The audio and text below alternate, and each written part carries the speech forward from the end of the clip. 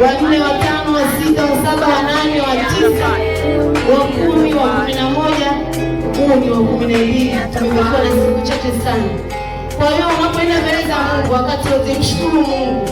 Usipeleke malalamiko. Mshukuru Mungu kwa sababu uko hai. Lakini wako wengine walitamani kufika siku ya leo. Wanatamani na wao waweze kumshukuru Mungu. Lakini wamekosa hiyo nafasi. Lakini ni neema ya Mungu sisi kwamba tunamsifu Mungu, tunamwabudu, lakini tunapata neema ya kumshukuru Mungu. Mshukuru Mungu kwa ajili ya jirani yako. Mshukuru Mungu kwa ajili ya ndugu yako ambaye yuko nyumbani. Mshukuru Mungu kwa ajili ya familia yako.